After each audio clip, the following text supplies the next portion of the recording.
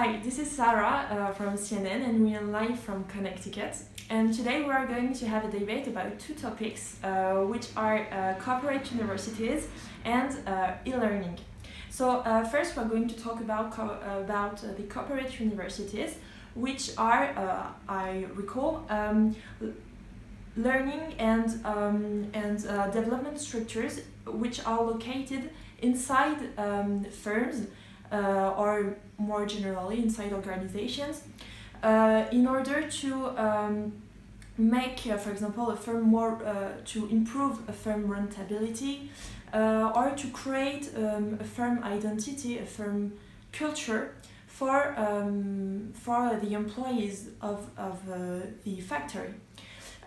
So the main objective is to put in places those activities to reinforce the culture of the firm or its rentability. And these corporate universities are essential during when the firm wants to transform itself during transformations. But the name can be misleading. Indeed, it's not inside a university, as I said, it's located in a firm, so it's not for students, it's for employees. So even with all of the things that I said, is there anything that can be wrong about that? Is there any inconvenience about those corporate universities? And to talk about that, we're going to hear what Amin has to say about the inconvenience and what Florian has to say about the advantages of these corporate universities. So I think that there are many advantages when it comes to creating corporate universities. Indeed, these are not universities in the strict sense of word. It has particularities, as Sarah said before, and that's why I noticed three main advantages. So firstly, I think that it brings common culture and belonging to a company, where it's all its values and its specificities. And at the end, it helps retain employees in the firm. I mean that if somebody works for it during its studies, the people will stay in the firm, and the students. I mean that students are learning from the spirit of the firm, and they start and support the change and the evolving organization. Then corporate universities organize training among the future employees, and this way a corporate university enables a firm to get the most out of investment in education. I mean that a company creating a corporate university will make for its students possible to improve their own skills and to follow the spirit of the firm, and they will be ready then to work for it and to do their best in the company. So finally, corporate universities are the best solution, I think, because this way a firm can remain competitive in today's economy, and particularly with new technologies. And here I think of Motorola, who is one of the first companies creating corporate universities.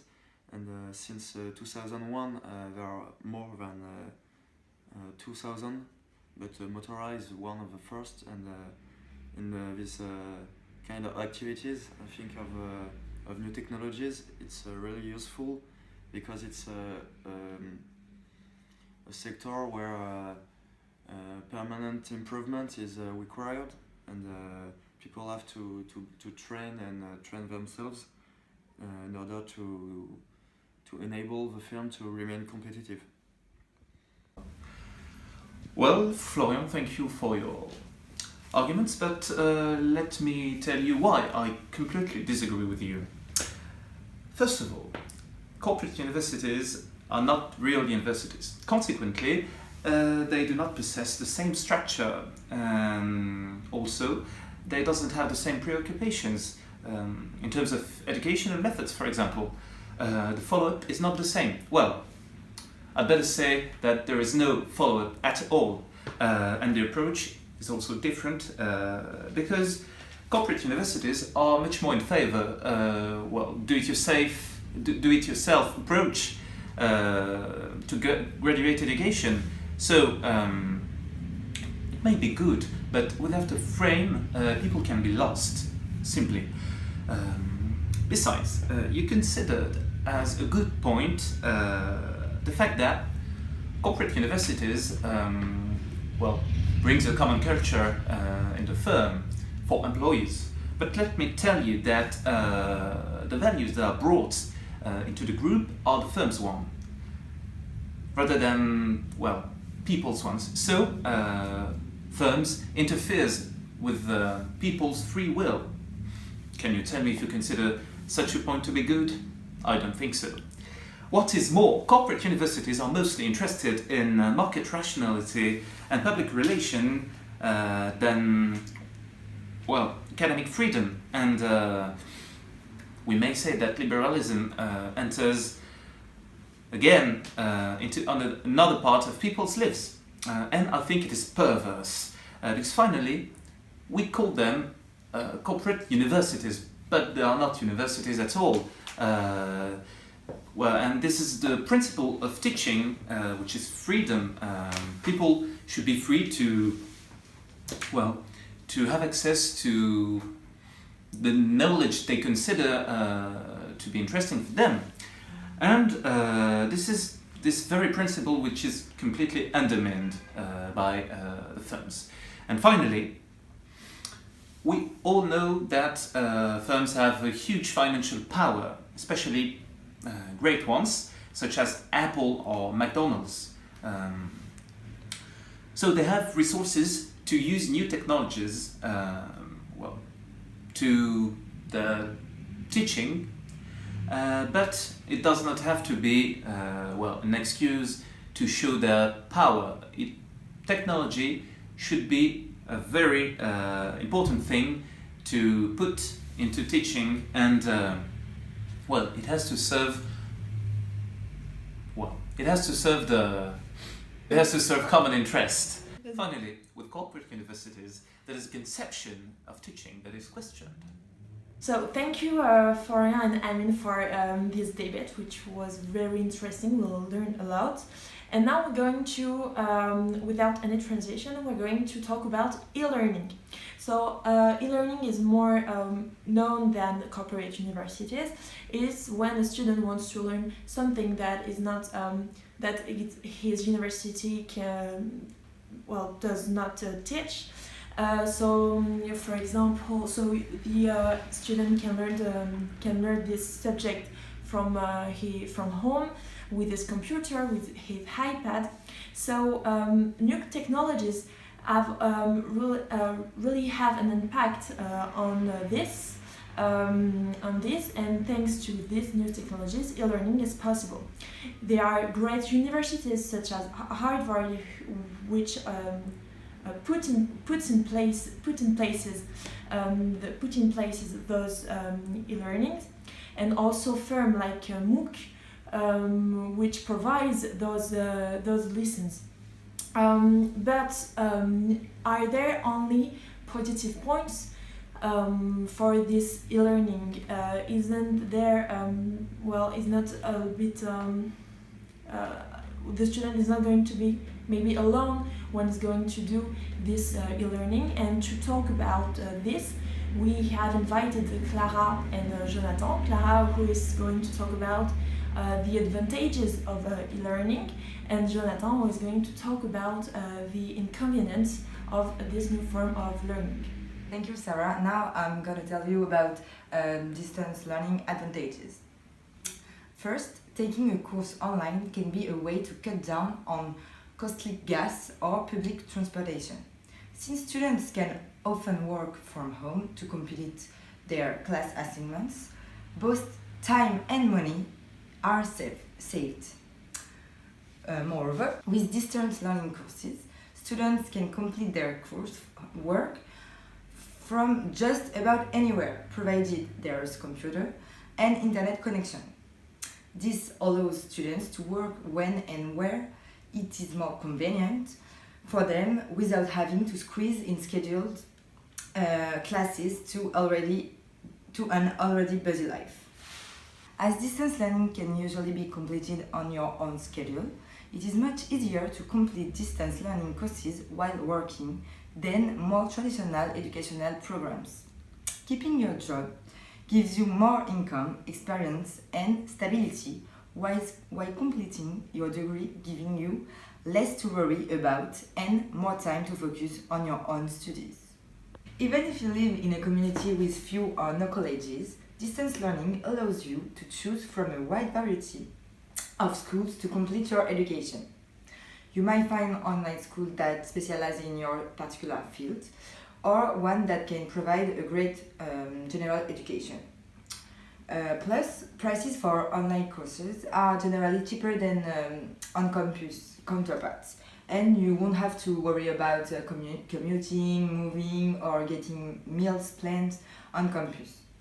Some additional benefits to learning from home. I agree with you, Clara. But when I am watching an online course, I can be concentrate more than 10 minutes. I always want to pause the video and I lose the connection line. And because I know that I can replay the video, I am not listening as well as in classroom. And finally, I never replay it. With online courses, you are always doing another thing at the same time. You are sending text, checking your Facebook, and you're never focused on the course.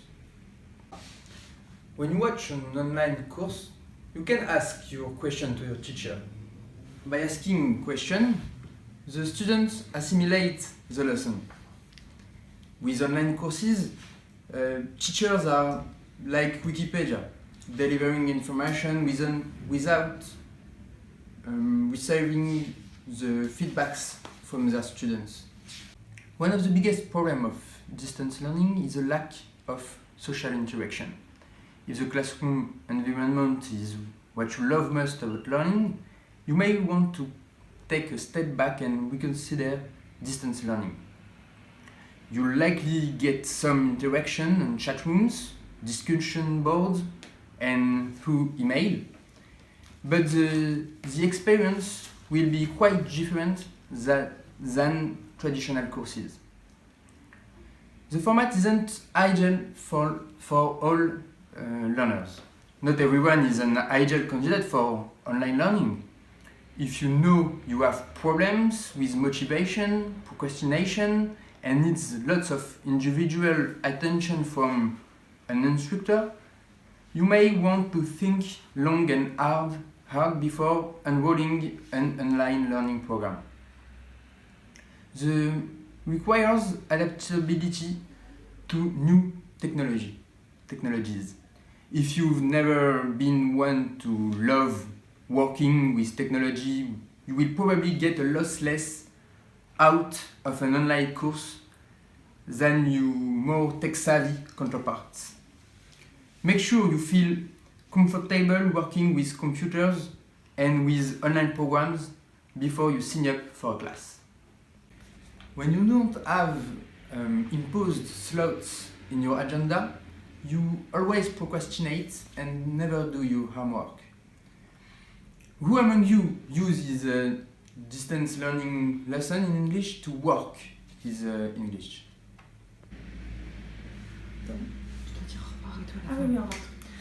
So thank you to all of us for having listening to us, and thank you to Jonathan, Clara, Florian, and Amine for their debates, which were really interesting. We've learned a lot.